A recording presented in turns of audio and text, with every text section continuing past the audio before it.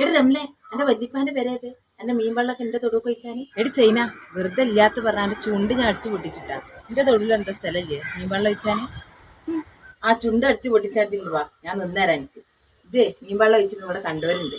എന്നാ കണ്ട ആൾക്കാരങ്ങോട്ട് പറഞ്ഞുണ്ടടി ആരാന്ന് ഒരു എന്റെ മുന്നിൽ എന്നാണ് പറയട്ടെ. അതിന്റെ അടി ഐസ് എന്നോട് പറഞ്ഞേക്കള് ഓളാ പറഞ്ഞെന്ന് ആരോടും പറയണ്ടാന്ന്. എന്റെ പെരയ്ക്ക് വേസ്റ്റ് ഇടാൻ പോയിട്ട് എന്റെ പെരയ്ക്ക് ഞാൻ നോക്കലും കൂടി ഇല്ല. ഒരു വർക്കത്തില്ലാത്ത പെരയാണ് എന്റെ പെര. പിന്നെ എങ്ങനെയടി പെരട്ടി റംലേ ഈ മീനിന്റെ തല എന്റെ തൊടുവിൽ വന്നത്? ഞങ്ങളോടൊന്ന് കോഴിക്കറിയന്. അതെന്റെ കെട്ടിയോൻ പൊട്ടങ്കരിയും കൊടുന്നിട്ടാവും.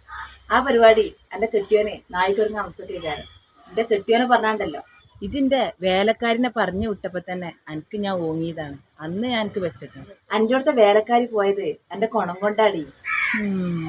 ഞാൻ പറഞ്ഞേനോളോട് ഓള് ആർക്കും പൈസ ഒന്നും കൊടുക്കൂലെന്ന്. അത് പറഞ്ഞപ്പോ ഓള് പോയി. അതുകൊണ്ട് ഓള് രക്ഷപ്പെട്ടു.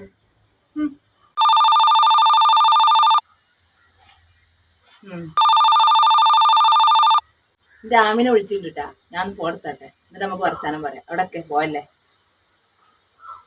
ആ ഹലോ ആമിന, എന്തൊക്കെയുണ്ട് വർത്താനം? ആ സുഖാണ്. ഞാനും റംലാത്തിയോട് വർത്താനം പറയണേ. ഞങ്ങളിങ്ങനെ ഓരോ വർത്താനം പറഞ്ഞാണ്ട്. ആ റംലാത്തൊക്കെ നല്ല സുഖാണ്.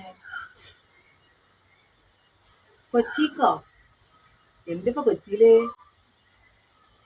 ആ ആയിക്കോട്ടെ, ഞാൻ ഇവിടെ പെരയിൽ കിട്ടുന്നു മടുത്തിരുന്നു. നേരം പോണു ആകെ ചടച്ചിട്ടിരിക്കും. ഞാൻ വേഗം വരുന്നു. അന്നാച്ച വെച്ചാളെ, ഞാൻ റംലാത്താനോട് 2 വർത്താനം കൂടി പറഞ്ഞാട്ടെ. ആ അന്നായിക്കോട്ടെ. എടി റംലജ എന്താടി പറഞ്ഞ? എന്നെ കാണിച്ചു തരാന്നോ? എന്നാ ഇങ്ങോട്ട് പാടി, ധൈര്യം ഉണ്ടെങ്കിൽ കാണിച്ചു തരാന്. അവിടെ നിന്ന് പറയാതെ ഇങ്ങോട്ട് പാടി. വെറുതെ അല്ല എന്റെ കെട്ടിയൊരു പിരാന്തായത്. പിരാന്ത് എന്റെ നായിക്കൊരഞ്ഞ അംസക്കാണ്. എന്റെ കെട്ടിയൊരു പിരാന്തൊന്നുമില്ല. ഈ പണ്ടാരത്തിനെ ഞാൻ അടിച്ചു കൊല്ലും, നരകത്ത് പോയാലും വേണ്ടിയില്ല.